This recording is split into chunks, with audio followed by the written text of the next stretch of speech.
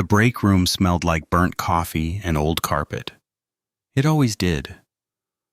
Nobody complained. Complaining was not something you did at the Ninth Precinct. Not if you were smart.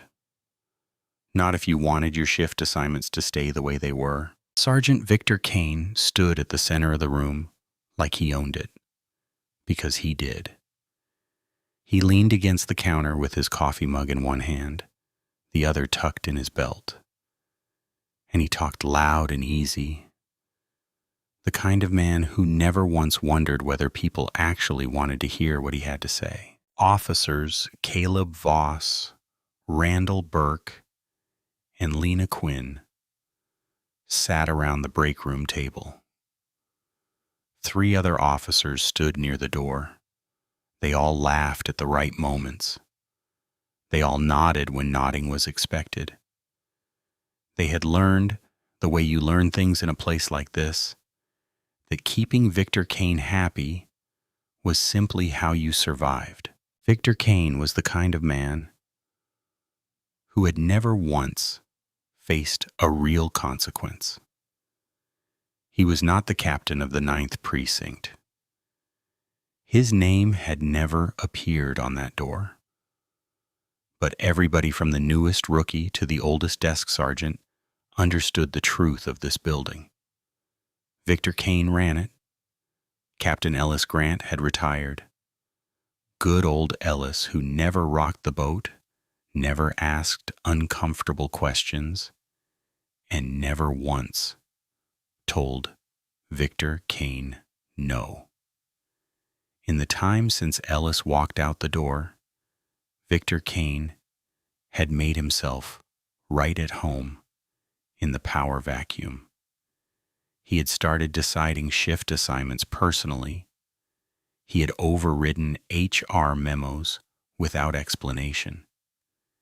He had taken to referring to himself casually and often as acting captain. He had no such designation. He did not seem to care. You know what Ellis's problem was? Victor Kane said, swirling his coffee. No backbone. The man couldn't discipline a parking meter. He paused for the laugh. Caleb Voss nearly choked. Randall Burke grinned and leaned back in his chair like he did not have a worry in the world. Caleb Voss was young, built wide and mean. The kind who had not grown into himself yet, and probably never would. He had found Victor Kane early in his career and attached himself like something that does not let go. Victor Kane liked having Caleb Voss around. He was useful that way. Randall Burke was older, red-faced. The bitterness baked so deep into him that it had stopped looking like bitterness and started looking like personality. He believed in the marrow of his bones that years of service entitled him to say and do exactly as he pleased. Lena Quinn sat at the end of the table and laughed along quietly. She had learned early that laughing along was the only way to avoid becoming the subject of the joke. A duty officer passed through the doorway without stopping or making eye contact. "New captain starts today," he said. Victor Kane did not miss a beat. "Yeah." He waved a hand like he was shooing a fly. "I know." He had done his homework on Marcus Hale the same way he did his homework on all of them. He had pulled the file, read it twice, looked for the weaknesses, state-level transfer, administrative background, no street experience, no precinct relationships, no history in Harrow City, diversity hire. Victor Kane had decided plain and simple. He had seen the type before. All paperwork and politics, no real authority, no idea how a precinct like this one actually functioned. They always came in wanting to change things. They always left tired and beaten, wondering what had hit them. The Ninth had eaten 3 captains in 8 years. Victor Kane had helped with every single one. "State-level desk job," he continued, his voice warm with amusement. Man hasn't worked a real shift in years, probably doesn't even know how to fill out an incident report without his secretary doing it for him. The room laughed again. Randall Burke leaned forward. How long you give him? Victor Kane thought about it for exactly 1 second. 6 months if he's tough. He smiled. He won't be tough.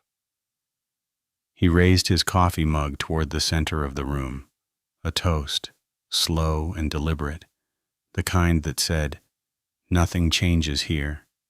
Not today. Not ever. Caleb Voss raised his own cup. Randall Burke followed. Even Lena Quinn lifted hers just slightly. The fluorescent light above them buzzed faintly in the quiet. Somewhere behind them, through the building's side entrance, a door opened and closed with barely a sound. Nobody noticed. Nobody turned around. Marcus Hale had been watching men like Victor Kane his entire career. He knew how they moved. He knew how they laughed. He knew the particular way they held a room. Loud and loose and completely sure of themselves, right up until the moment everything fell apart. He stepped through the precinct's side entrance and let the door close quietly behind him. He was not wearing his uniform. No gold bars, no captain's insignia, no pressed navy blues that would have announced him the moment he walked in.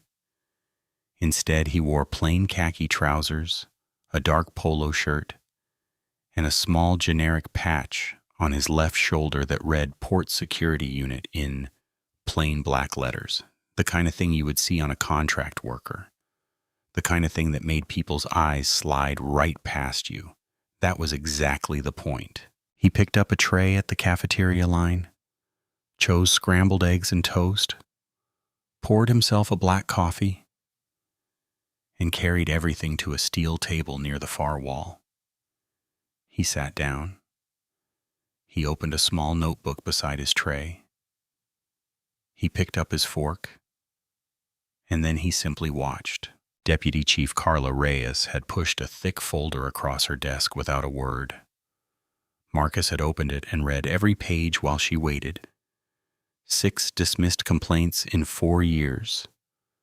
3 officers who requested transfers rather than fight. A paper trail full of holes where real records should have been. And then there was Devin Brooks, 29 years old. Outstanding academy record, assigned to the 9th, full of purpose. By month 3, the worst patrol routes in the district. By month 5, written up for things white officers did freely. By month 8, gone. 2-sentence resignation letter, and a man who boxed up his uniform and tried to forget everything. Marcus closed the folder slowly and looked up. Carla had not touched her coffee since he walked in. Tell me about him, Marcus said. Not the file. Tell me what the file doesn't say. She looked at the window briefly, then back at him. Victor Kane is not stupid. That's the first thing you need to understand. He looks like a loud, small man, and that makes people underestimate him. They stop paying attention. That's exactly what he wants. She folded her hands on the desk. He has spent years building a network inside that precinct. Officers who owe him favors. Officers who are afraid of him. Officers who have done things they don't want anyone examining too closely. He holds all of it right here. She pressed 2 fingers to her temple. What about outside the precinct? Harlan Whitaker, she said the name like a headache that would not quit. City councilman, chairs the police funding committee. Any formal action against Victor Kane that makes noise at the city level gets complicated very fast. How complicated? 3 captains in 8 years is complicated. She held his gaze. He will not come at you directly. That's not how he works. He'll bury you in paperwork. He'll go to the union. He'll use Whitaker to make noise in the press. And he'll stand in the middle of all of it with clean hands and that smile of his. She paused. He has done it before. Devin Brooks, Marcus said quietly. Something shifted in her expression just slightly.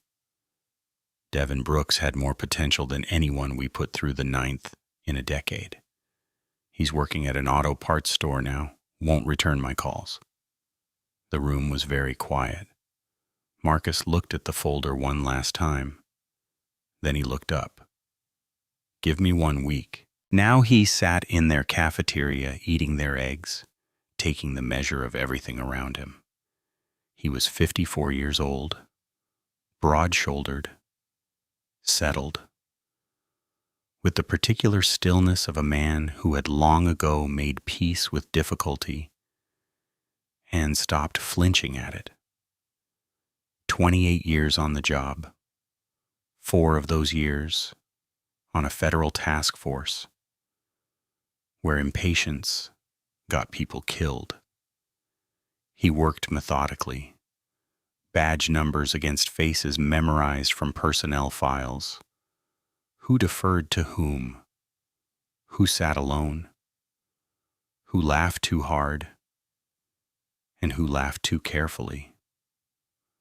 The loud table by the windows confirmed everything. Caleb Voss, Randall Burke, Lena Quinn. The architecture of the problem was already visible. The ringleaders, the followers, the one who laughed but was not really laughing. He wrote quietly in his notebook. Facts, names, nothing dramatic. He took a sip of coffee. He was perfectly still in the way that very calm, very dangerous people are still, not passive, not idle, but coiled patient, waiting for exactly what he knew was coming. He was almost finished with his breakfast when the air in the room shifted. A chair scraped back from the window table. Caleb Voss stood up, nudged Randall Burke, and tilted his head toward Marcus's table. Somebody let the security guard into our cafeteria, he said. The table laughed. Marcus kept eating. Caleb Voss did not walk over to start a fight. That was not the point. The point was the audience. The point was the officers at the window table watching him cross the cafeteria with that loose, easy grin on his face. The point was Victor Kane, standing in the doorway with his coffee, watching the whole thing with quiet approval. Caleb Voss was the kind of man who needed witnesses. His cruelty did not feel real to him unless someone was watching. He reached the condiment station beside Marcus's table. He did not say anything at first. He just picked up a small metal creamer cup, the kind with a foil peel tab on top, and held it loosely between 2 fingers, casual, like he had just grabbed it on his way past. Marcus had his fork raised halfway to his mouth. Caleb Voss peeled back the foil tab and turned the cup upside down over Marcus's head and poured it slow, deliberate, every single drop. The table by the windows exploded. Randall Burke slapped the table so hard the coffee cups rattled. 2 officers behind him doubled over. Lena Quinn pressed her hand over her mouth, not out of shock, out of the effort of containing how hard she was laughing. One young officer near the door turned away, shoulders shaking. Victor Kane, still in the doorway, did nothing. He just smiled. Marcus went completely still. Not the stillness of a man in shock, not the stillness of someone afraid. It was a different kind of stillness altogether. Deep, deliberate, and somehow more unsettling than any reaction could have been. His fork stayed in his hand. His eyes stayed on his tray. He set the fork down. He reached out and pulled a paper napkin from the dispenser beside his tray. He brought it to his face, He wiped the creamer from his forehead, from his cheek, from the side of his neck, slowly, carefully, the way a man wipes his hands clean after finishing a job. The laughter was still going. Caleb Voss stood over him, grinning wide, looking back at the table to make sure everyone was still watching. They were.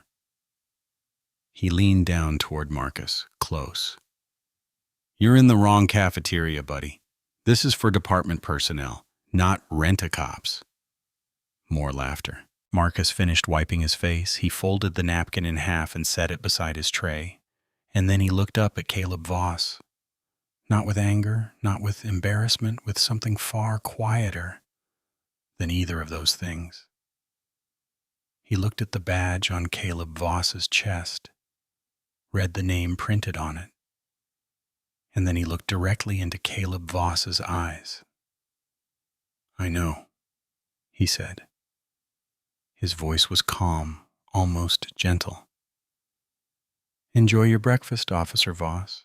The grin on Caleb Voss's face flickered just for a second, just the briefest hesitation, like a man who hears a sound he cannot quite identify. He had not told this man his name. But that moment passed. The table was still laughing. Caleb Voss straightened up, looked back at his audience, and spread his hands wide. "See? Nothing."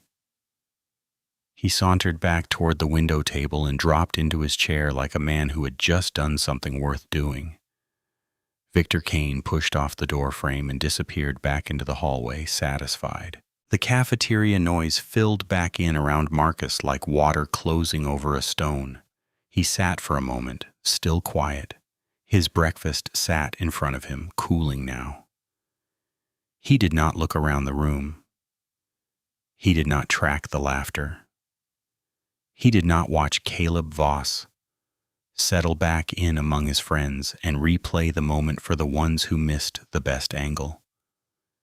He reached into the pocket of his polo shirt and pulled out his small notebook. He opened it to a fresh page. He wrote one name, Voss. He looked at it for a moment. Then he capped his pen and slipped the notebook back into his pocket. Across the cafeteria, near the far windows, on the opposite side of the room from the loud table, Officer Maya Soto sat alone with a cup of coffee. She had not drunk. She had watched the whole thing without moving. She was not laughing.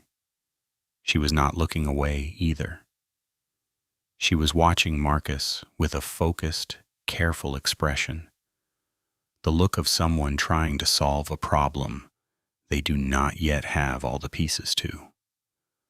Marcus picked up his fork again. He felt her watching.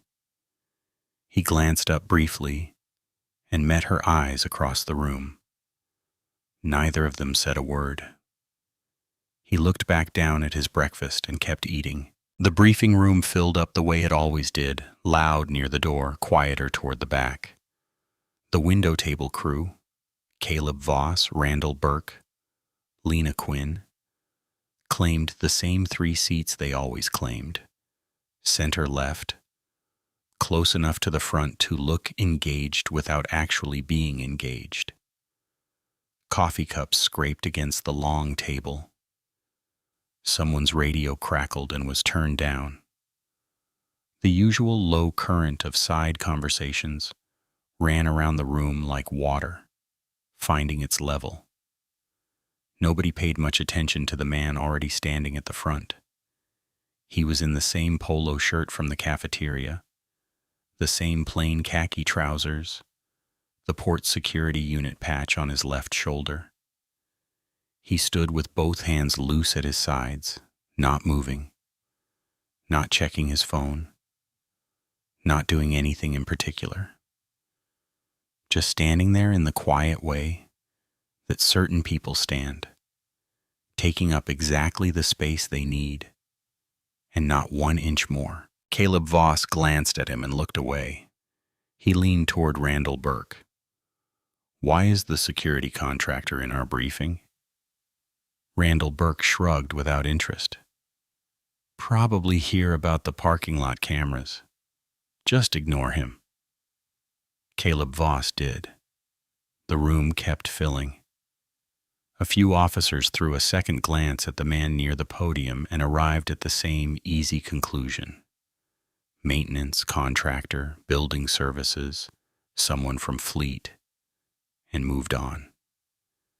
It was the polo shirt that did it.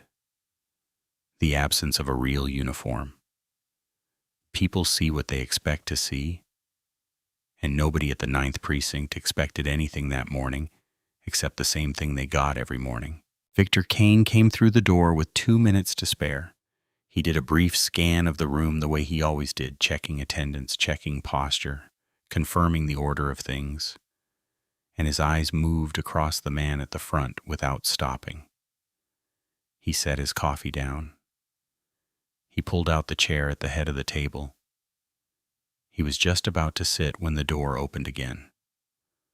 The room changed immediately. Not because of a sound or a word. It changed the way a room changes when someone walks in who outranks everyone present. A quiet, involuntary shift, like a current running beneath the floor. Side conversations stopped mid-sentence. Someone straightened in their chair. Someone else put their phone face down. Deputy Chief Carla Reyes walked to the front of the room in full dress uniform, shoulders back, eyes forward, and stood beside the man in the polo shirt. Victor Kane's hand was still on the back of his chair. He did not sit down. Carla did not look at him. She did not look at anyone in particular. She stood and waited, and the waiting itself was a kind of pressure, clean and steady, and completely controlled. She had clearly done this before. She was clearly not in a hurry.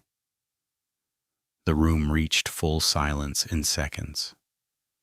Caleb Voss's eyes moved to the man beside her, back to Carla, back to the man again. He found himself looking more carefully this time, at the way he stood, at the particular quality of his stillness, at the fact that he was meeting nobody's gaze, because he did not need to, because he was completely, entirely unbothered by any of this. Something cold moved through Caleb Voss's chest. He thought about the cafeteria, the creamer cup, the way the man had looked up at him, not scared, not embarrassed, just steady. The way he had said, "Officer Voss," like he had always known the name, like it was already filed somewhere inside him, already recorded. "Enjoy your breakfast, Officer Voss." Caleb Voss's jaw tightened. Randall Burke leaned forward slightly in his seat, elbows on the table. Lena Quinn had both hands wrapped around her coffee cup and was staring at the surface of the table. Victor Kane stood very still beside his chair. Carla let the silence run exactly as long as she wanted it to. Then she spoke. "Officers of the Ninth Precinct." Her voice was unhurried and clear, the voice of a woman who had never once needed to repeat herself. "I'll keep this brief." She turned slightly toward the man beside her. "After a thorough selection process conducted over the past months, the Ninth Precinct has a new commanding officer effective as of this morning." She paused. 1 beat. 2. Captain Marcus Hale, 28 years of distinguished service, former liaison to the FBI Organized Crime Task Force, 3 department commendations for integrity. And she let that land. "Many of you," she continued, and something in her tone shifted just slightly, not warmer exactly, but more deliberate. Have already had the opportunity to meet him this morning. Her eyes moved briefly, almost imperceptibly, toward the window table group. The silence that followed was a different kind of silence than the one before. This one had weight. It pressed down on specific people and pressed down hard. Caleb Voss felt the blood leave his face. Randall Burke's jaw went slack. Lena Quinn looked up from the table and then immediately looked back down. Victor Kane said nothing.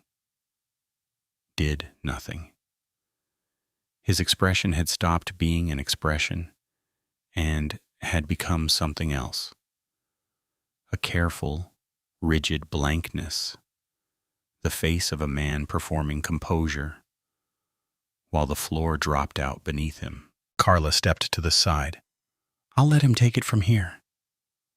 Marcus Hale walked to the podium. He moved without urgency. He set both hands on the edges of the stand and looked out over the room. He did not look like a man who had just been revealed. He looked like a man who had simply been waiting for the right moment to step forward. And the moment had arrived exactly on schedule. He found Caleb Voss first, held his gaze for 2 long seconds, then Randall Burke, then Lena Quinn, then last and longest, Victor Kane. Nobody in the room made a sound. "Good morning," Marcus said. "I've already had a chance to get acquainted with some of you." He let that sentence stand alone for just a moment. "I look forward to getting to know all of you properly over the coming days." He did not smile. He opened the folder in front of him and moved directly into the briefing. Shift assignments, patrol route updates, 2 pending case reviews. He was thorough and precise and completely at ease. He ran the entire briefing the way a man runs something he has run 100 times before. Without hesitation, without notes, without a single moment of uncertainty. Nobody said a word that was not asked of them. When it was over, the room emptied fast. Officers moved with their eyes down, conversations barely above a murmur. The air had changed in the building. Everyone could feel it, though no one could have said exactly how to describe it. Victor Kane's face throughout the entire briefing had been the color of chalk. In the back row, Maya Soto let out a long, slow breath. It was the first full breath she had taken all morning. Something had shifted. She could feel it in the room, the way you feel a change in weather. Something was different now. Something had started. She gathered her things and stood at the front of the emptying room. Marcus closed his folder and straightened his notes. He did not look triumphant. He did not look relieved. He looked exactly like what he was. A man who had prepared for this moment for a very long time and was only just getting started. The briefing room emptied fast. Officers filed out in clusters, heads down, conversations tight and low. The air had changed in the building. Everybody felt it. Nobody wanted to be the first to say it out loud. Chairs scraped. Boots moved quickly down the hallway. Within minutes, the room was nearly clear. Marcus stood at the front, closing his folder, unhurried. Victor Kane was still there. He had hung back near the far wall while the others filtered out, and now he crossed the room with a different walk than the one he had had this morning. Slower, more measured. He had recalibrated somewhere between the door and the podium, and what he was wearing now was a performance of ease. the particular ease of a man who wants you to believe he is not threatened. He extended his hand. Captain Hale. His voice was warm, practiced. Victor Kane. I've been keeping things running around here since Captain Grant retired. I wanted to introduce myself properly. Marcus looked at the hand. Then he shook it. Sergeant Kane, he said. I know who you are. Something moved behind Victor Kane's eyes, brief and quickly buried. Good. Good. Well, I just want you to know I'm here to help. I've got a pretty solid handle on how things operate, the relationships, the rhythms. Every precinct's got its own way of doing things, and the Ninth is no different. He smiled. I'd love to bring you up to speed, help you get settled. Marcus nodded once. I appreciate that, Sergeant, he said. I'll call on you when I need you. A pause. Victor Kane's smile held perfectly steady. Of course. Door's always open. He left. Marcus watched him go. Then he turned back to his folder and made a small, quiet note. Minutes later, Victor Kane found Caleb Voss near the equipment lockers. Relax, he said before Caleb Voss could open his mouth. He shook my hand, smiled. Didn't say a word about this morning. He crossed his arms. Man's a pushover. Came in wanting to look reasonable, make a good first impression. He's not going to rock the boat over a creamer cup. He lowered his voice slightly. We play it calm. We play it normal. And he'll spend his first months drowning in paperwork, wondering why nothing works the way he expects it to, just like the others. Caleb Voss exhaled. Victor Kane clapped him on the shoulder and walked away. He was smiling again. Jeremy opened his office door and leaned into the hallway. Officer Soto. Maya looked up from her desk. Around her, two other officers glanced over briefly, then back at their work. My office, please. She stood, smoothed her uniform, and followed him in. He closed the door behind her. The blinds on the interior window were already angled shut. She stood near the door, hands at her sides, waiting. Marcus went to his desk. He opened the bottom drawer, lifted out a thick manila folder held shut with 2 rubber bands, and set it on the desk between them. Sit down, Officer Soto. She sat. He nodded at the folder. She leaned forward and pulled the rubber bands off and opened it. She went still.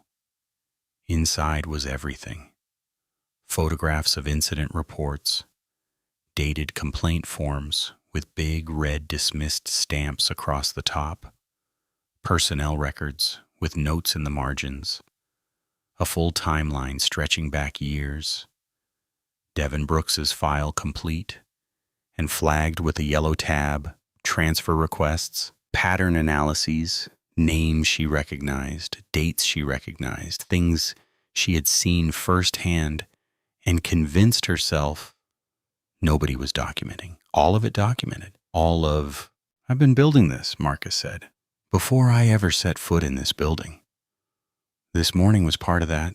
He paused. You watched what happened in the cafeteria. It was not a question. Yes, she said quietly. I need someone on the inside who knows this precinct, someone who has seen what I've documented and can confirm it from direct experience.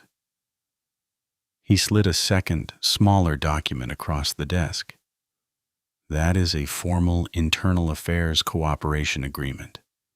It protects you legally and places your testimony on an official record. Maya looked at the document, then up at him. They'll know, she said. If I start talking, Victor Kane will figure it out. Yes, Marcus said eventually. That's why the case has to be airtight before he does. She looked down at the agreement. How long have you been doing this? She asked. Coming into places like this? This is my fourth posting like this one, he said simply. I've never lost. She picked up the pen.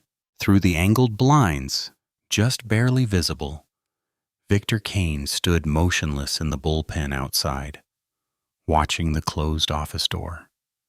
His smile was completely gone. Jeremy arrived at his desk early. He made coffee in his office, reviewed the duty roster, and had case files open on his desk before most of the building had their coats off. He moved through the precinct the way he always did, quietly, attentively, missing nothing. Victor Kane watched him do all of this. And then Victor Kane got to work. It started small. That was how Victor Kane always started. The precinct's internal mail routing had been quietly adjusted. Administrative reports that should have landed directly on Marcus's desk were now cycling through a secondary processing step, an extra approval layer that Victor Kane had inserted into the system under the guise of streamlining the transition period. The result was a backlog, not a dramatic one, not the kind anyone could point to and call sabotage, just enough friction to keep Marcus buried in paperwork for hours every day. Victor Kane had made 2 phone calls to the precinct's union representative, a soft-spoken man named Owen Pierce, who owed Victor Kane favors and knew it. The calls were casual, friendly, the kind of conversation that does not sound like anything until you understand what is being planted. Victor Kane suggested gently that Marcus's arrival in plain clothes, observing officers without identifying himself, might be worth examining from a protocol standpoint. Just raising questions, he told Owen Pierce. Just making sure the union is aware. Owen Pierce said he would look into it. Victor Kane hung up, satisfied. He had found Caleb Voss. Listen to me carefully, Victor Kane said, voice low, back to the wall in the equipment corridor. He didn't write you up yesterday. That means one of 2 things. Either he's letting it go or he's saving it. He held Caleb Voss's gaze. Either way, you do not apologize. You do not acknowledge what happened in any form. You didn't do anything wrong. You encountered an unidentified individual in a staff-only space and responded accordingly. That's the story, and if he brings it up directly, he won't. Not yet. He's playing the long game, so we play longer. What Victor Kane did not see was what was happening on the other side of the building. Marcus had scheduled individual orientation meetings with every officer in the precinct, framed as a simple introduction, getting to know the team, understanding the precinct's needs, the kind of thing a new captain does. That was how it looked from the outside. From the inside, each meeting was something else entirely. Marcus sat across from every officer with the same calm, open expression and asked the same careful questions about their experience at the Ninth, about what was working, about what was not, about what they wished leadership understood. Most of the senior officers gave him nothing. Polite, closed, practiced. They had learned to give nothing. But the junior officers were different. A young officer named Kendra Mills came in for her meeting and left after longer than scheduled. She spoke carefully at first, then less carefully, then not carefully at all. She described her first months at the Ninth in a steady voice, with her hands clasped tight in her lap. missed promotions with no explanation, a formal complaint she had filed months ago that she had never received a response to, a shift schedule that seemed designed to isolate her. Marcus listened without interrupting. He took quiet notes. He thanked her when she finished and told her she had done the right thing. She looked at him like she was not sure she believed that yet. She was one of several officers to give him something real. That evening, Marcus sat alone in his office with his encrypted tablet and his notebook, side by side. The notebook had names now. Documented incidents with dates and witnesses, a clear picture of a machine that had been running in the dark for a very long time. He cross-referenced everything against the dossier he had built. The patterns lined up exactly. The complaints that were filed and vanished. The officers who left without explanation. Devin Brooks at the center of it all, like a wound that had never been treated. He added the new accounts to the file. Then the others. He leaned back in his chair and looked at the ceiling for a moment. In the bullpen outside, the evening shift was clocking in. Voices moved through the building. Doors opened and closed. Victor Kane thought he was poisoning the well. What he was actually doing was buying Marcus time. The precinct emptied out. The evening shift took their patrol cars. The day staff went home to their families.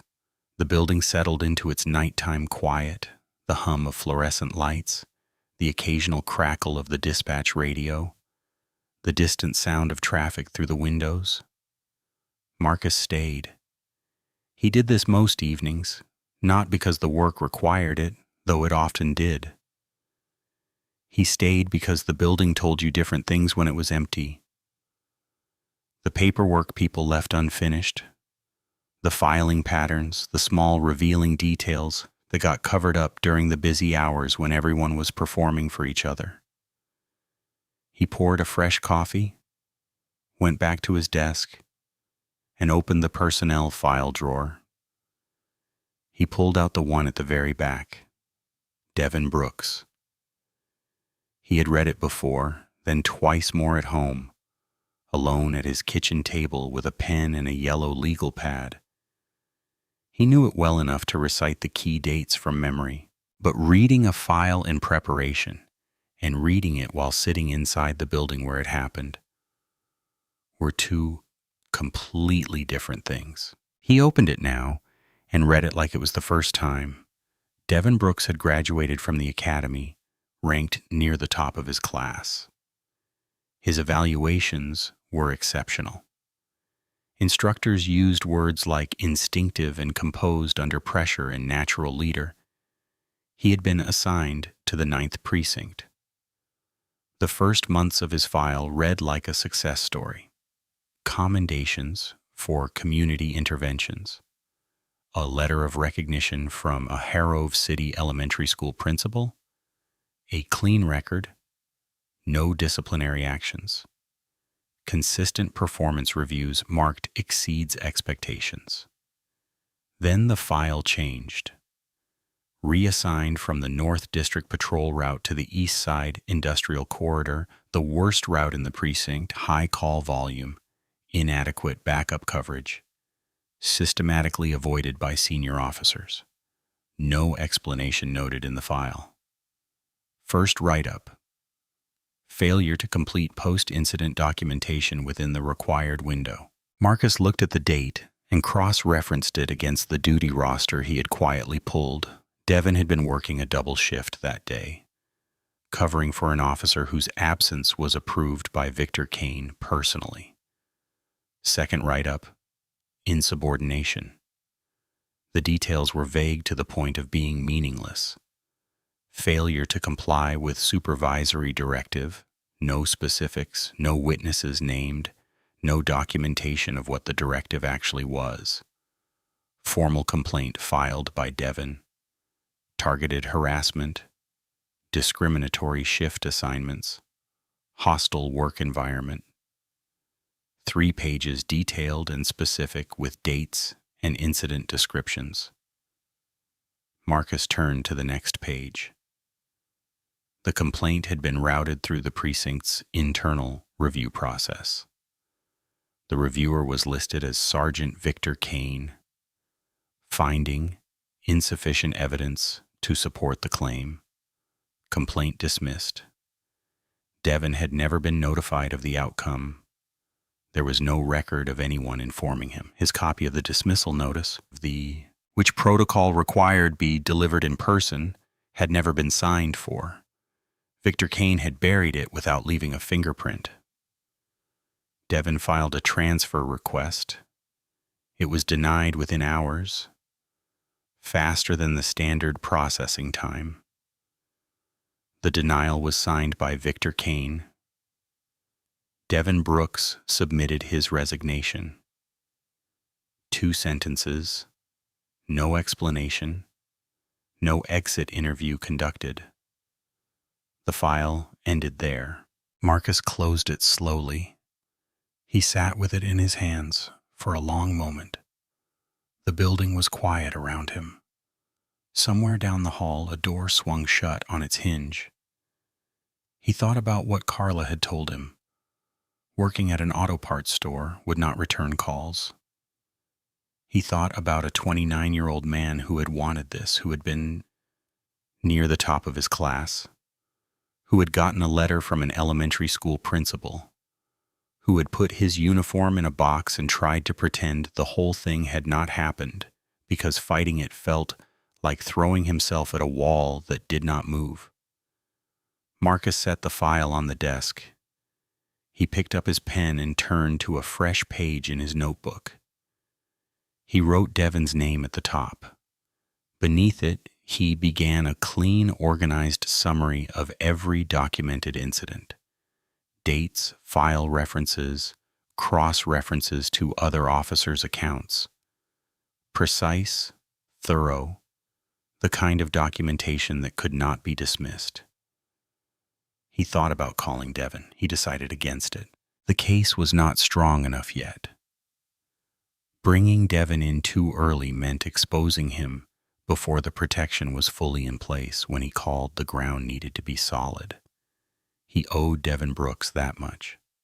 He worked late.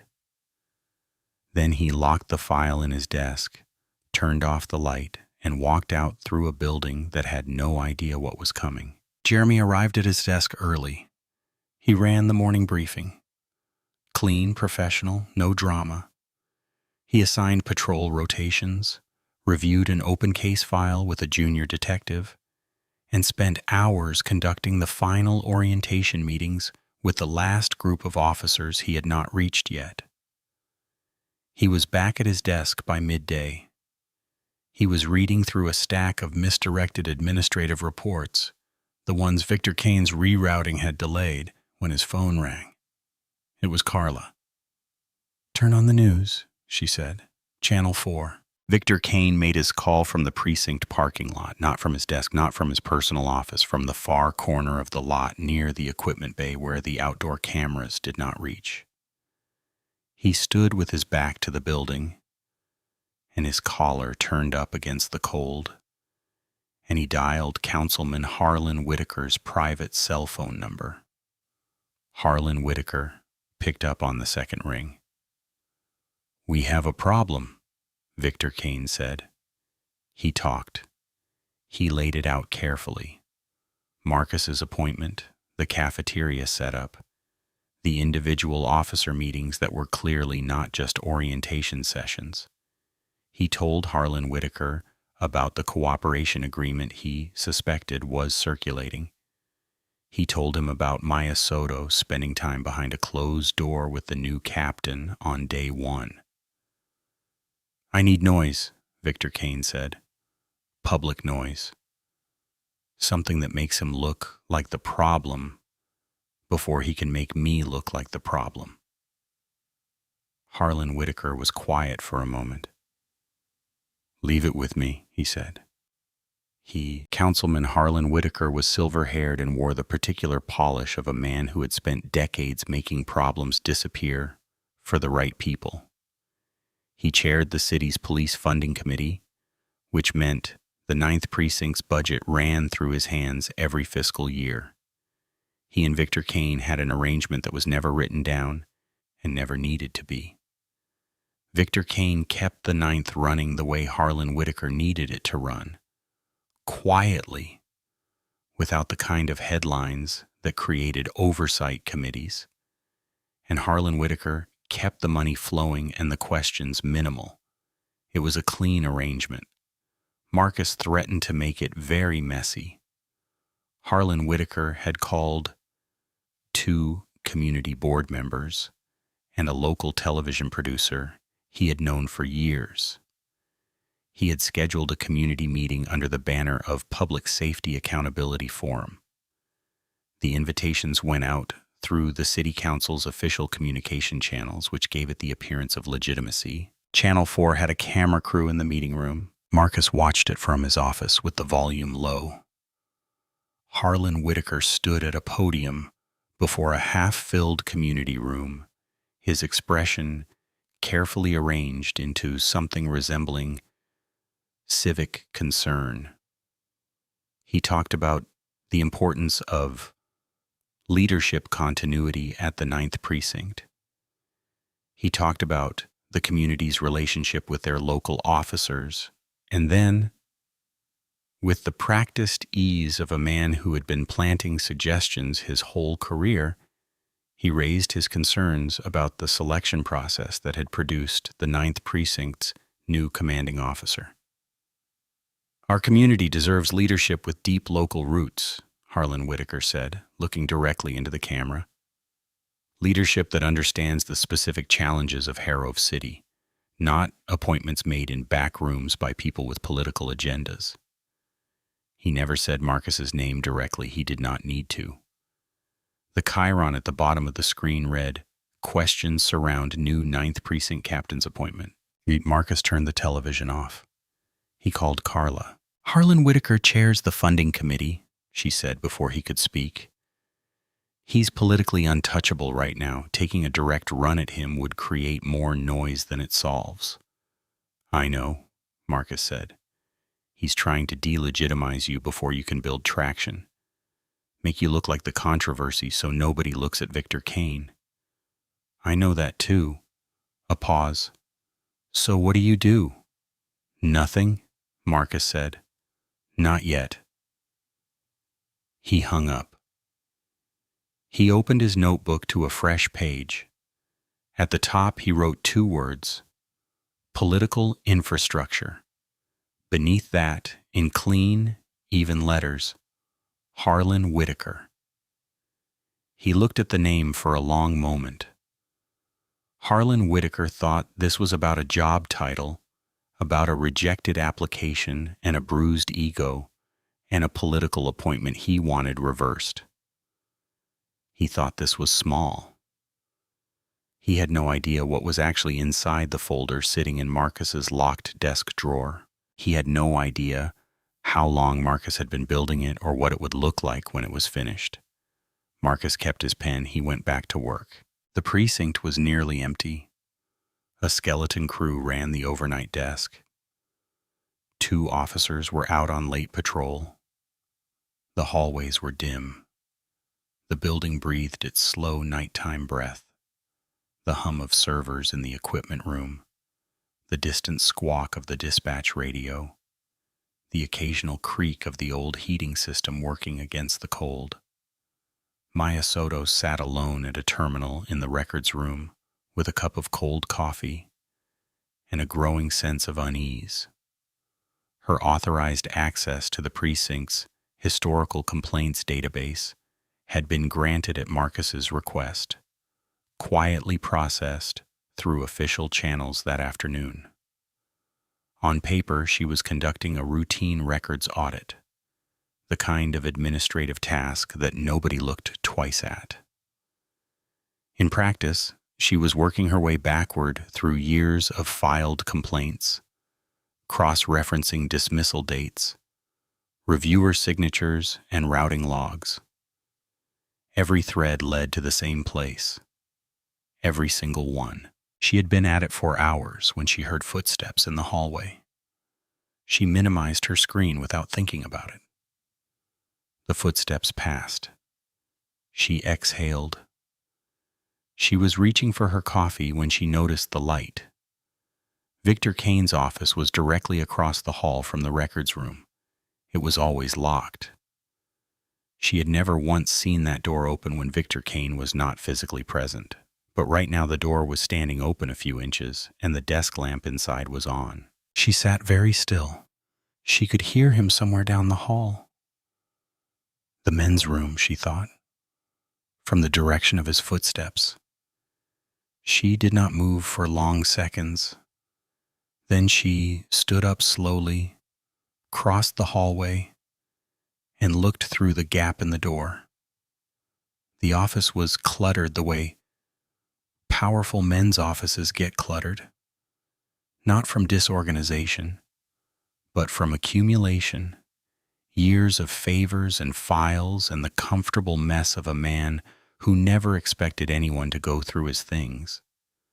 The desk was covered in papers, and there, half hidden beneath a manila folder on the left side of the desk, was a locked metal drawer that had been left slightly ajar.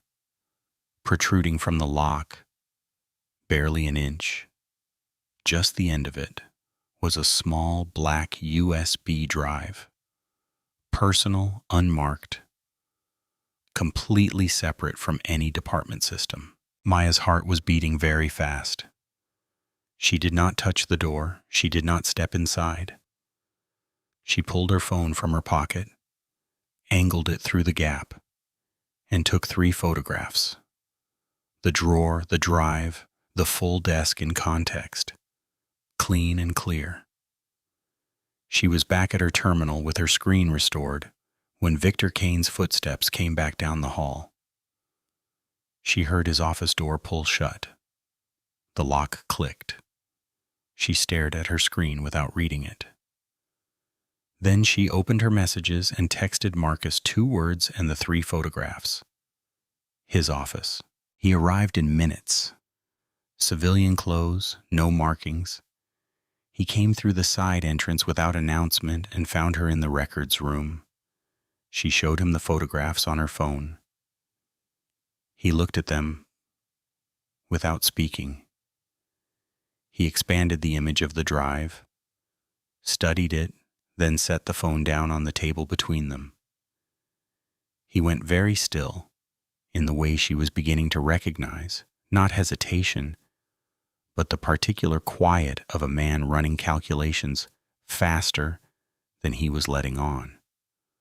A personal drive kept completely off department systems, he said finally, locked separately from his main files. He paused. That's either Victor Kane's insurance policy, or it's evidence of something we haven't found yet. How do we get it legally? Internal affairs subpoena, possibly a warrant. He looked at her, which meant bringing more people into this before he was ready. More exposure, more risk. Maya understood what he was not saying. Every additional person in the circle was another potential leak, and one leak was all Victor Kane needed. So what do we do? We document what you found exactly as you found it, and we wait until the case is strong enough that the subpoena is airtight. He picked up her phone and handed it back. You did everything right tonight. She nodded. She gathered her things. They walked out together through the side door into the parking lot. The cold hit them immediately. Maya stopped. Both front tires of her car were flat, not slowly deflated, slashed clean. The cuts were deliberate and deep. She looked at them for a moment without speaking. There's no camera on this corner, she said quietly. No, Marcus said. There isn't. He took out his phone and photographed the tires methodically. Close-up, wide angle, the surrounding lot. He checked his watch and made a call to the city fleet manager's emergency line, requesting camera installation at the northeast corner of the lot. Official channels, on the record, time-stamped. He hung up and looked at her. "They're guessing," he said.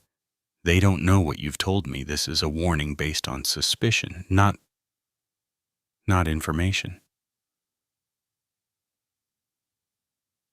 "Does that make it better?" He met her eyes.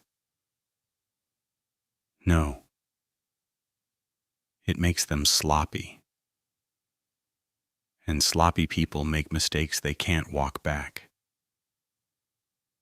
He drove her to her sister's house. Neither of them said much along the way. The next morning felt different. Marcus noticed it the moment he walked through the front door. It was subtle, the kind of shift you felt before you could name it. Officers who had been keeping their eyes down all week made brief direct contact as he passed. A junior officer held the equipment room door open for him without being asked. The usual cluster that formed around Victor Kane's corner of the bullpen was thinner this morning, the orbit looser, small things. But Marcus had built careers out of reading small things. He set 2 folders on his desk. One was the completed internal affairs referral, fully documented, cross-referenced, airtight. The other was a sealed envelope addressed to Deputy Chief Carla Reyes. He placed them both in the center of his desk, squared them up, and went to run the briefing. Victor Kane showed up for the briefing but had nowhere to stand. Marcus was already at the podium when the room filled. He ran it the way he had run every briefing: clean, direct, thorough. Shift assignments, patrol updates, 2 case reviews. He asked specific questions of specific officers and listened to the answers fully, which was something this room had not seen in a long time. Victor Kane sat in his usual chair and had nothing to do with any of it. He tried to interject twice, small things framed as helpful additions. Marcus acknowledged both with a brief nod and continued without incorporating either, not dismissively, not rudely, simply without yielding any ground. By the time the briefing ended, Victor Kane looked like a man sitting in a chair that had been moved inches to the left of where it was supposed to be. Nothing dramatic, just wrong enough to be felt. 3 officers stopped Marcus in the hallway afterward. Not together, separately, one after another. Each one found a quiet moment, a stretch of empty corridor, and said some version of the same thing. The first was Officer Brody Vance, young and months on the force. He stopped Marcus near the water fountain and spoke quickly, quietly, like a man who had been working up to this for days. He described a pattern of assignments deliberately designed to set him up to fail. Impossible quotas, inadequate backup, write-ups that appeared in his file without warning. He had not filed a complaint. He had not known if there was any point. The second was a woman named Officer Patty Marsh. She handed Marcus a folded piece of paper, a copy of a complaint she had filed years ago, personally routed to Victor Kane, never heard of again. She had kept her copy because something had told her to. The third said only 3 sentences, asked for nothing, and walked away. Marcus added all of it to the file. Carla arrived without announcement through the back entrance in plain clothes. Marcus met her in his office and closed the door. He slid the referral across the desk. She read it the way she read everything, thoroughly, without expression, turning each page with the same controlled attention. It took her minutes. Marcus drank his coffee and waited. When she finished, she closed the folder and set it flat on the desk. She looked at him. "This is enough," she said. "I know I can have formal suspension paperwork drawn up. We move on Victor Kane first thing. Badge, sidearm, administrative hold pending full investigation. The harassment record goes to HR and the union simultaneously." She paused. "He won't see it coming." "No," Marcus said. "He won't." She studied him for a moment. "How are you doing?" He considered the question. "Ask me after it's done." She almost smiled. She gathered the referral into her portfolio and stood. "First thing," she said. "First thing," he confirmed. After she left, Marcus sat alone in his office for a few minutes. The building moved around him. Phones, footsteps, the ordinary sounds of a working precinct. He opened his desk drawer and took out Devin Brooks's file. He set it on the desk in front of him and looked at it. He thought about a 29-year-old man at an auto parts store who had stopped believing anything would happen. He let himself feel it just for a moment, the quiet, solid satisfaction of a thing nearly finished. Then he put the file away. He sealed the referral envelope. He locked it in the bottom drawer of his desk and turned the key. Outside the glass across the bullpen, Victor Kane stood, completely motionless, watching the office door. Marcus turned off his desk lamp and went back to work. Marcus's phone rang late. He was still at his desk. The building was dark except for the lamp in his office and the blue glow of the overnight dispatch terminal down the hall. He had been reviewing Maya's photographs of the USB drive one more time, thinking about timelines, thinking about warrants, thinking about how much longer he needed before the net was fully closed. He looked at the screen. Carla. He picked up. Her voice was different, clipped, controlled in the specific way of someone who had received very bad news and was managing it with both hands. "We have a problem." He set down his pen. "Tell me." She talked. He listened without interrupting. He sat completely still in his chair, with one hand flat on the desk and his eyes fixed on the middle distance, processing everything she said with the same careful attention he gave to everything. Not reacting, not catastrophizing, just taking it in. The structure of what had happened became clear quickly. Victor Kane had moved first. He had contacted Councilman Harlan Whitaker. Whitaker had spent the day working his connections at the city level, calling in debts, applying pressure through channels that never appeared in any official record. The deputy commissioner's office had quietly signed a bureaucratic restructuring order.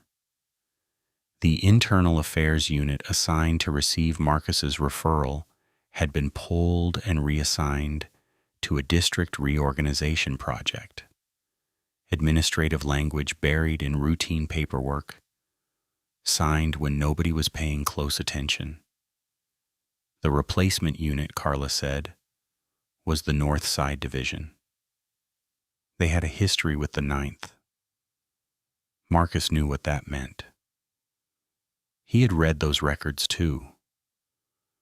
Complaints referred to North Side Internal Affairs had a pattern of findings of insufficient evidence, clean as a whistle every time. There was more, Carla said. Of course there was. Someone had tipped Victor Kane about the referral. He did not know who, and he did not know when, but he knew it was coming. He had filed a formal union grievance.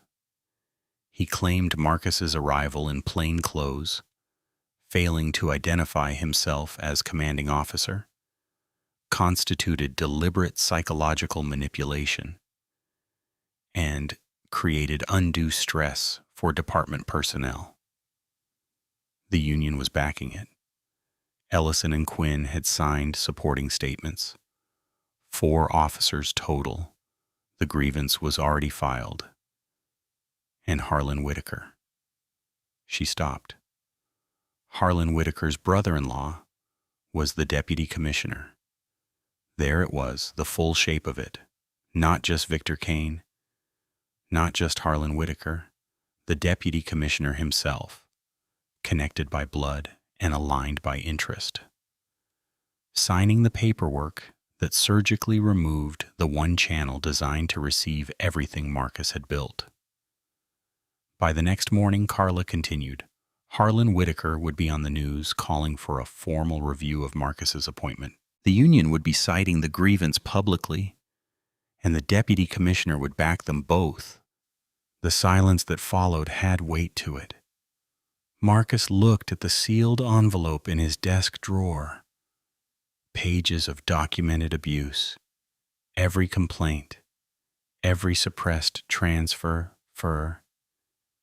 every name, every date, all of it real, all of it thorough, all of it completely useless without a legitimate channel to receive it.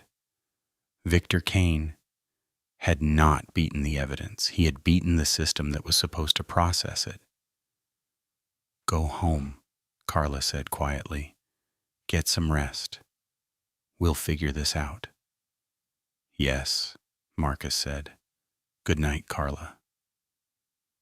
He hung up. He sat in the lamplight without moving for a long time. The building was silent around him. The referral envelope sat in the locked drawer, inches from his right hand. The same envelope he had sealed with such quiet satisfaction just hours ago, certain that the next day would be the beginning of the end. He had been right about that, just not in the way he had expected. He reached over and turned off the desk lamp.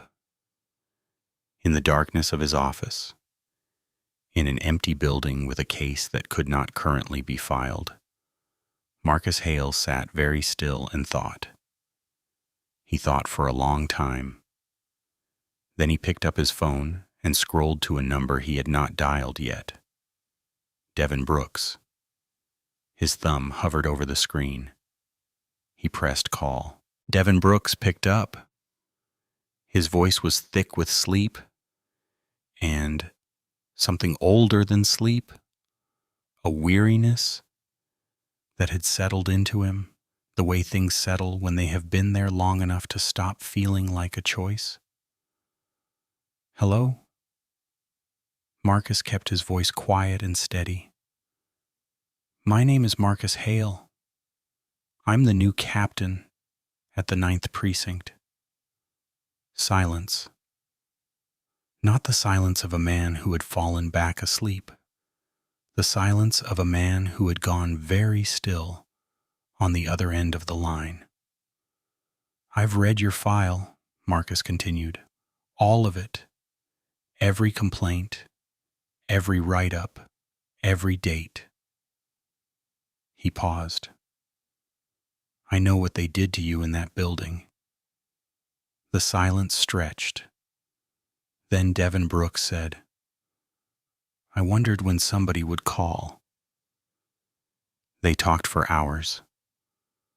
Marcus sat at his kitchen table in the dark, with a cup of coffee going cold beside him, and his notebook open in front of him. And he listened the way he had trained himself to listen over 28 years, completely without rushing, without filling the quiet spaces with his own voice. Devin talked slowly at first, carefully, the way you talk about something that hurt you badly when you are not yet sure the person on the other end deserves the full truth of it. He talked about his first months at the Ninth, the commendations, the school letter, the genuine belief that he had found the place where he was supposed to be. Then he talked about what came after, the patrol reassignments, the write-ups that appeared in his file like ambushes, the complaint he filed that vanished without a response, the transfer request that came back denied, the morning he sat in his car outside the precinct and then drove home instead of going in. "I kept journals," Devin said. Marcus looked up from his notebook. "What kind of journals?" "Personal ones, dated entries, every incident, every conversation, every time something happened that I knew was wrong." A pause. "I wrote them because I did not know what else to do with it. I could not sleep. I'd come home and write it all down just to get it out of my head." His voice was flat and factual, the voice of a man describing something he had processed 1,000 times already. "I never filed them. I did not think anyone would listen." "I'm listening," Marcus said. Another silence, longer this time. "I have a daughter," Devin said. "She's young. Her name is Amara." He stopped. "I need you to tell me this is real, that something is actually going to happen this time, and I'm not just—" "It's real," Marcus said, "but I need to ask something difficult." "Ask it." "I need you to come back to the building, in uniform." He waited. "I know what I'm asking." The silence on the other end was the longest yet. "You want me to walk back in there?" Devin said quietly.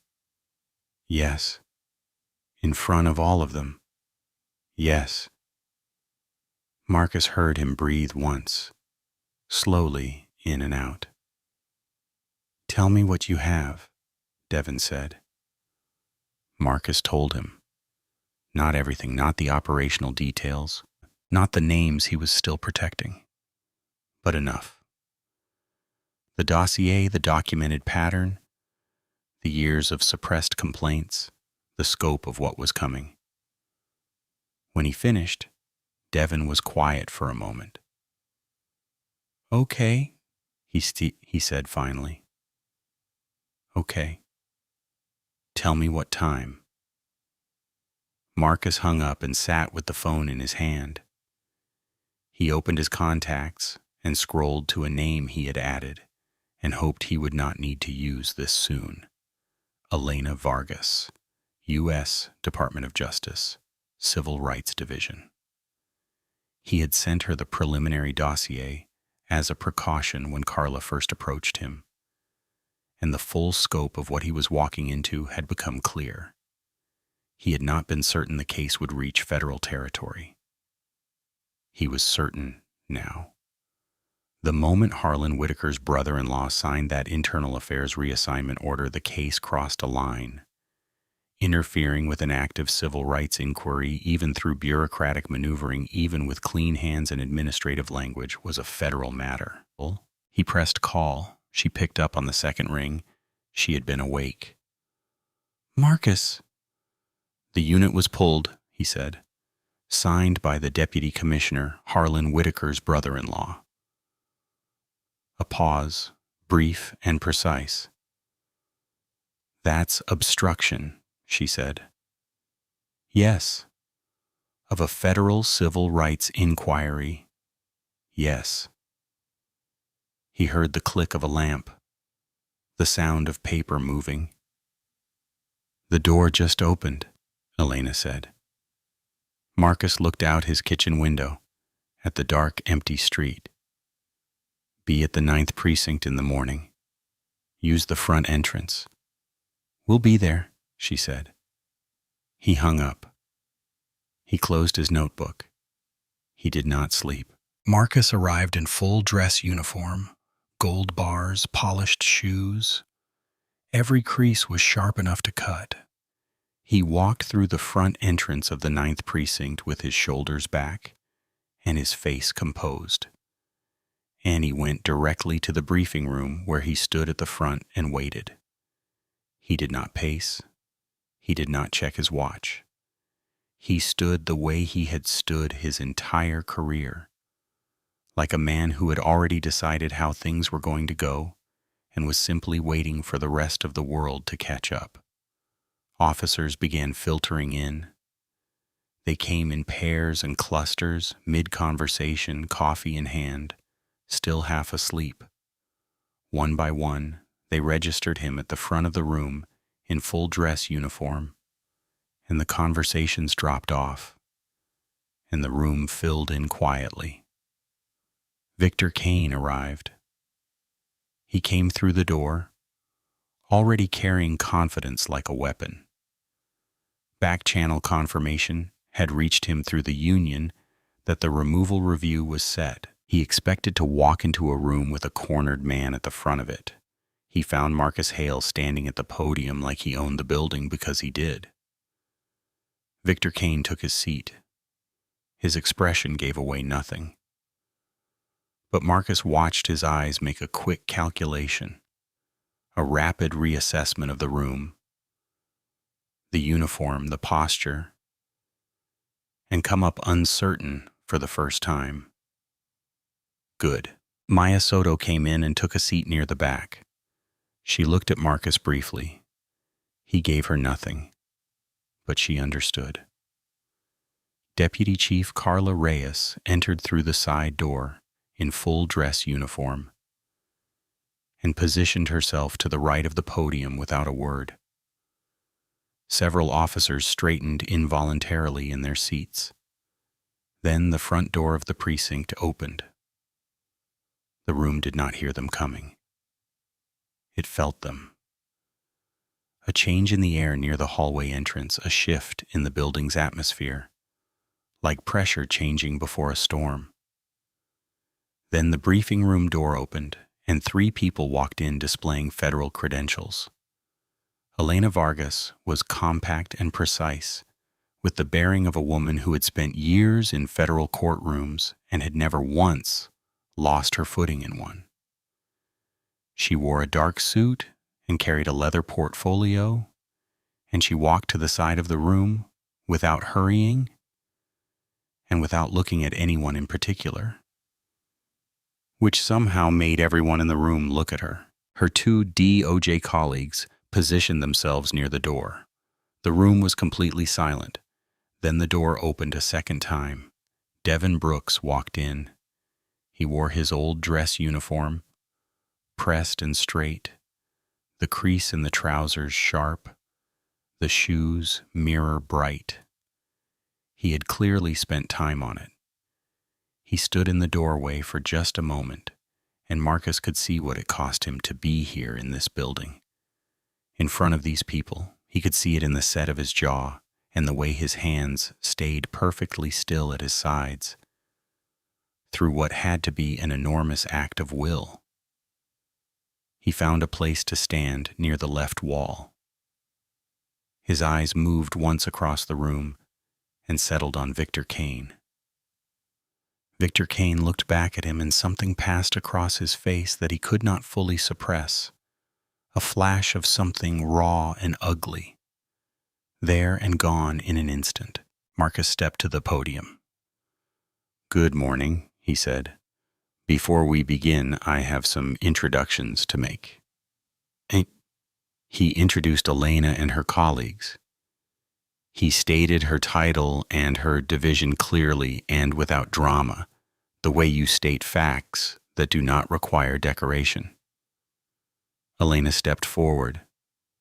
"The Department of Justice Civil Rights Division has opened a formal federal investigation into this precinct," she said. Her voice was measured and absolute. "The investigation covers systematic civil rights violations, racially discriminatory conduct, targeted harassment of officers, suppression of formal complaints, and obstruction of a civil rights inquiry." She looked at the room without expression. "This investigation is now active and federal in jurisdiction. The fluorescent lights hummed overhead. Nobody moved. Marcus turned slightly. "Officer Brooks," he said quietly, "would you like to say anything?" Devin Brooks looked directly at Victor Kane. His voice, when it came, was steady and clear and left no room for misunderstanding. "I came back to make sure my daughter grows up in a city where this does not happen to the next one." The room was silent enough to hear the lights hum. Nobody spoke for a long moment after Devin sat down. The silence was enormous.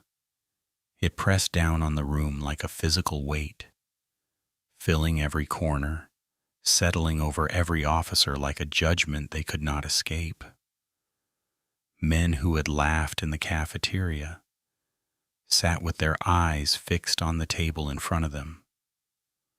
Men who had signed their names to Victor Kane's grievance without a second thought sat like they were looking for a door that was not there. Nobody looked at Victor Kane. Victor Kane looked at nothing. Deputy Chief Carla Reyes stepped forward. She held a single sheet of paper in her right hand. She moved to the front of the room with the slow, deliberate pace of someone who understood that speed would rob this moment of what it deserved. She had waited a long time for this. She was not going to rush it. "Sergeant Victor Kane." The name landed like a stone dropped in big, still water. Victor Kane looked up. His face had gone somewhere. That faces go when every defense a man has built over years collapses at the same moment. A rigid, terrible blankness like a building the second after the walls come down and before the dust has settled. He was performing composure. His body was betraying him anyway. "Effective immediately?" Carla said, her voice filling every inch of the room. "You are placed on administrative suspension pending the outcome of the federal civil rights investigation opened this morning by the Department of Justice. You will surrender your badge and your sidearm before leaving this building." She stopped speaking. The room waited. Victor Kane stood. The movement was slow and stiff, like a man whose body had aged years in minutes. He straightened his jacket with both hands. A habit. Muscle memory, something to do with his hands while the room watched. He reached to his belt and unclipped his badge and stood there for just a moment, holding it in his palm. He set it on the table. The sound it made, that small, flat, metallic click against the surface, was the loudest thing in the room. Several officers flinched at it without meaning to. He unholstered his sidearm. He cleared it with the mechanical efficiency of long practice and placed it beside the badge. His hands were shaking, both of them. A fine, uncontrollable tremor that ran from his wrists to his fingertips and did not stop. He stepped back from the table. He straightened his jacket again. That same useless gesture. Useless, his hands needing somewhere to go. And he walked toward the door. His back was straight. His face was empty. He did not look at Caleb Voss. He did not look at Randall Burke.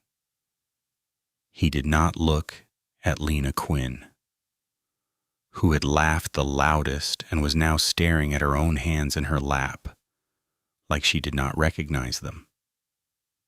He did not look at Devin Brooks, but he passed within feet of him on the way to the door. Devin did not move, did not speak, stood absolutely still with his hands at his sides, and watched Victor Kane pass with an expression that carried years of a man's life in it, years of the worst kind of quiet, the kind that settles over you when you have been told over and over by the weight of institutional silence, that what happened to you did not matter. It mattered. The door swung shut behind Victor Kane with a sound like a period at the end of a very long sentence. Elena Vargas stepped forward. She opened her portfolio with both hands and looked at the room, not searching for anyone, not avoiding anyone, just looking. The look of a woman who had walked into many rooms like this one and understood exactly what they were. Officer Caleb Voss looked up from the table, and for one unguarded second, his face was completely open, stripped of the grin, stripped of the performance, stripped of everything that the cafeteria incident had been built on. What was underneath it was something much smaller than the man who had stood over Marcus with a creamer cup and an audience at his back. You are hereby formally charged with conduct unbecoming an officer, assault under color of law, and violation of the civil rights of a commanding officer. Elena's voice did not rise or fall. It did not need to. Every word was a wall. These charges have been filed with the Department of Justice and are supported by documented evidence, time-stamped records, eyewitness accounts, and the sworn statement of Captain Marcus Hale. You are suspended without pay, effective immediately. You will surrender your credentials before leaving this building. Caleb Voss's mouth opened. Something started to come out of it, a protest, a reflex. The last automatic reach for a world where he could still talk his way out of something. The look on Elena's face stopped it cold. He stood up. His fingers fumbled with the badge pin once, twice, 3 times, before it came free. He set it on the table with a hand that could not quite hold steady. He did not look at Marcus. He looked at nothing. The same way Victor Kane had looked at nothing. The same vacancy that descends on men when the thing they built their identity around is taken away in front of witnesses. He walked out. The door swung shut again. Randall Burke and Lena Quinn came next. When Elena spoke their names, Randall Burke's jaw worked like a man trying to chew through something too hard for his teeth. He was informed that his signed statement, the one he had put his name on without hesitation to help bury a captain who had done nothing wrong, had been flagged as potential evidence of coordinated retaliation against a commanding officer. Federal evidence now in a federal case. His face collapsed through expressions in seconds. Lena Quinn said nothing. She sat with both hands flat on the table, pressing down like she needed to feel something solid. And she stared at a fixed point on the wall, and she did not cry. But it was close. She had laughed. She had sat at that table, and she had laughed. And she had known, on some level, the way you always know even when you choose not to, that it was wrong. Now the bill had come. The consequences reached City Hall before long. Councilman Harlan Whitaker's attorney called with language that made Harlan Whitaker sit down mid-sentence. Federal obstruction, not a city matter, not something managed quietly through a funding committee. The internal affairs reassignment, the move Harlan Whitaker had been so proud of, so certain was clean, had been identified in the federal case file, and it was sitting in front of people who did not owe Harlan Whitaker anything at all. He canceled the press conference. He did not return calls. The Deputy Commissioner's office released a public statement of full support for the DOJ investigation. His brother-in-law's name did not appear in it. The briefing room emptied slowly like water finding its way out. Junior officers filed past Marcus with expressions he had not seen from them all week. Something open, something cautious, but real. A few made eye contact. One nodded.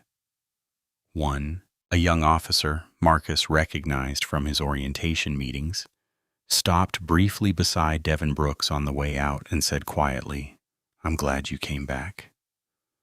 Devin looked at him for a moment. "Me too," he said. Maya Soto was last. She stood in the doorway and looked back at the room, at the empty chairs, at the table that had held so many years of silence and complicity, at Marcus, who stood at the front with his hands loose at his sides and his uniform straight, and his face carrying the particular expression of a man who has finished something that needed finishing. She looked at him for a long moment. Then she walked out into the hallway, and for the first time in years, at the Ninth Precinct, she did not brace herself as she went. She just walked. The precinct was quieter than Marcus had ever heard it. Not empty. The phone still rang.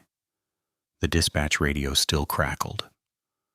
Officers still moved through the hallways with cases to work and shifts to complete. But the particular noise that had defined this building, the performative loudness, the laughter that was really something else wearing different clothes, was gone. The air itself felt different, cleaner somehow, like a window had been opened in a room that had been sealed for a very long time. Marcus sat across from Carla in his office with 2 cups of coffee between them and the afternoon light coming through the blinds in long, flat lines across the floor. She told him about the reform package, mandatory body cameras for all precinct interactions, not just street patrol, but inside the building itself, a fully restructured complaints process that routed directly to an independent oversight board, bypassing the precinct chain of command entirely, a new community accountability panel with real authority and real teeth, and a formal implementation committee to build all of it from the ground up. "The city wants you to chair it," Carla said. Marcus looked at his coffee. "They want it done right," she continued. "And they know what right looks like now." He nodded slowly. She opened her portfolio and set a single page on the desk between them. He looked at it without picking it up. 5 officers who had filed transfer requests from this precinct withdrew them this week, she said. Voluntarily. No prompting. He read the names on the page, all 5 of them. He recognized everyone from orientation meetings, from hallway conversations, from the careful, frightened way they had moved through this building at the start of the week, including Maya Soto. He sat with that for a moment. "That," he said quietly, "is the whole win right there." Carla looked at him. "The federal case, the suspensions, the charges, that's not the win, that's the consequence," Marcus said. "The win is the 5 people who decided to stay." She was quiet for a moment. Then she closed her portfolio and stood. "Get some rest this weekend, Marcus." "Yes, ma'am," he said. She almost smiled. He found Maya at her desk. The bullpen was half full, the afternoon shift settling in. He stopped beside her desk and waited until she looked up. "My office," he said. 2 minutes. She came in and he closed the door and remained standing. He did not go behind the desk. He stood in the middle of the room and looked at her directly. "What you did," he said, "is formally noted in the federal record. Your cooperation, your courage, and your judgment, all of it on record." She absorbed that with a short nod. "There's something else," he said. He pulled a single sheet from his desk and held it out to her. "I'm recommending you for the detective track. This is the formal application." She took it. She looked at it for a long moment. "I want to be clear," Marcus said. "This is not a reward for what you did. I've watched you. The way you think, the way you move through a situation, the way you read people." He paused. "You should have been on this track years ago." Maya looked at the page. She pressed her lips together for a moment.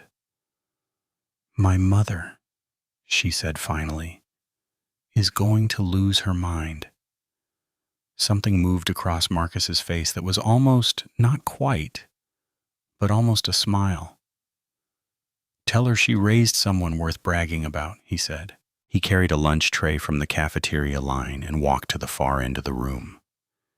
He sat down at the steel table near the far wall, the same table, the same seat, the tray in front of him, the notebook beside it, the coffee, black and hot. Everything was exactly as it had been, except the creamer cups at the condiment station and the sound of the room and the weight of the air and the fact that Victor Kane was not standing in the doorway watching with a smile on his face. Marcus set his fork down beside his tray and looked at the table for a moment. He picked up his fork. The cafeteria door opened, and Maya Soto walked through with her own tray. She crossed the room without being asked, without ceremony, and sat down across from him. She did not explain herself. She did not need to. They sat in comfortable silence. Then the door opened again. Officer Brody Vance stood in the entrance with his lunch tray, looking at Marcus with the particular uncertainty of a young man who was not sure of the rules of a world that had just changed. He had not laughed. He had not signed his name to anything. He had sat in orientation and spoken carefully and honestly, and hoped in the quiet way that young people hope that someone was actually listening. Marcus looked up. "Plenty of room, Officer Vance," he said. Vance crossed the cafeteria and sat down. Two more officers followed him through the door a moment later. Kendra Mills, who had spent extra time in Marcus's office telling the truth about her first months at the Ninth, and a young officer named Marsh, who had handed Marcus a folded piece of paper and asked for nothing in return. They sat down without being asked. The table filled. Marcus looked at it for just a moment, at the faces around him, at this ordinary steel table in this ordinary cafeteria in a building that had been a place where cruelty had a uniform and silence was the price of survival. He picked up his fork. He ate. And outside the cafeteria windows, Harrove City moved through its afternoon, unaware, unhurried, carrying on, while inside the Ninth Precinct, something that had been broken for a very long time quietly finally began to heal. Before continuing, comment where in the world you are watching from, and make sure to subscribe because tomorrow's story is one you can't miss. If you enjoyed the story, leave a like to support my channel and subscribe so that you do not miss out on the next one. On the screen, I have picked two special stories just for you. Have a wonderful day.